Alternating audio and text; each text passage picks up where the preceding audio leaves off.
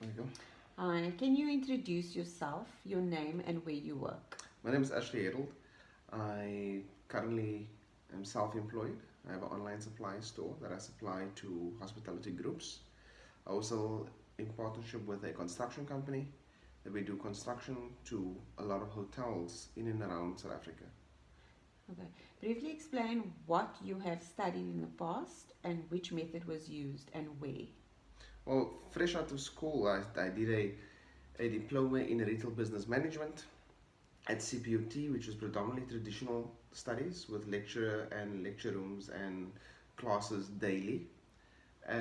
From then, I graduated with the diploma, and then I went on to do a bachelor's degree in theology. And there too was a 3 year course that I did at Cornerstone Institute, and there too was predominantly traditional studies for 3 years. Okay. So you have a family and you have lots of responsibility towards that family, and also because you're full time employed or you have your own business. uh, Would you opt to do the traditional method of study in the future or continue to use the online methods? Well, I think where I find myself now, being 34, wife and 2 kids, self-employed, and in partnership with another business, I think online learning will possibly be the more easier or more appropriate Methods. way of doing studies.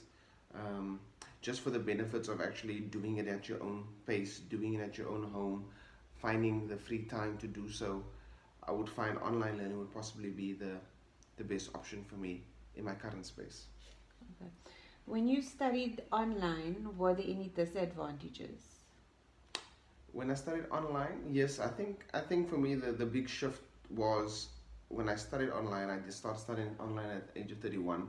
So my predominant study years was traditional learning. So I think that the shift from moving from traditional learning into online learning was quite a shock, and it had to come, and my body and mind had to overcome that shock. But once it Mm. was all settled in, it was quite easy. It was quite easy to shift from traditional to online. Mm. Um, yeah. Okay. Do you feel that anyone can study online if they were given the opportunity, and if not, what would one require to make it work in online studies? Well, so there's two parts to this question. I would think yes. I think anyone, especially in today's electronic age, I think old schools or anyone coming from school could possibly adapt very easily into online studies. I think a lot of us are doing online studies without us even knowing, with the amount of media that we absorb daily. What would we need to do that studies? I would think would possibly just be the time to do so.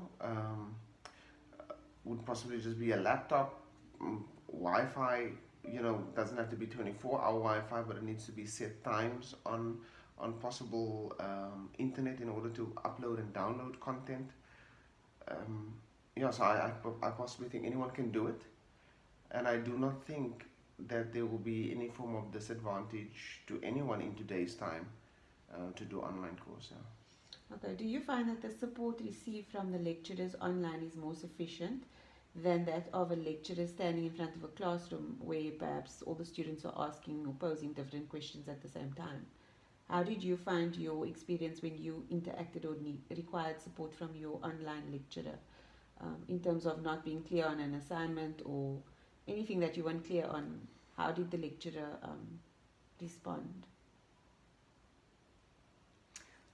So I think the support received in online learning is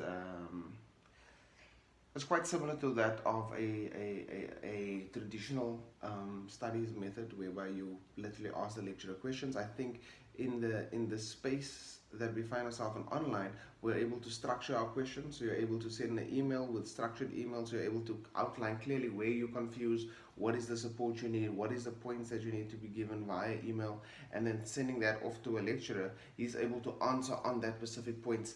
I don't think we have that luxury in a traditional studies method to actually pose. We could possibly pose that questions in a classroom, but I think when you're able to construct it in your own space and go into deep question, thinking with regards to what you actually require, and the lectures actually being available or is made available to answer those questions, I would possibly say online support is much better than traditional support.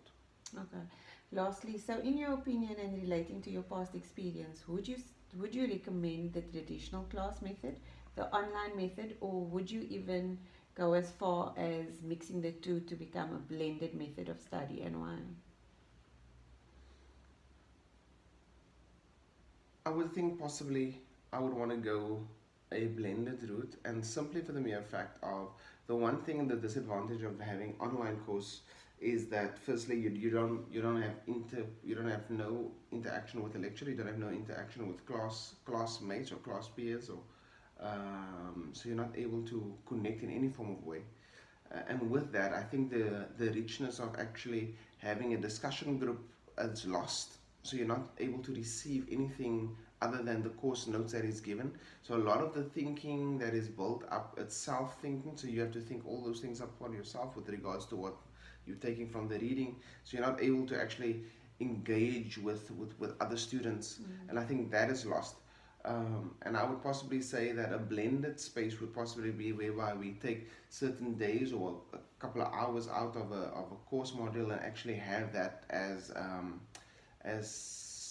interaction, as class time, and then possibly 80% of that other space would possibly be online. So they'll do a 80% online and a 20% possible discussion groups, meeting groups. Yeah.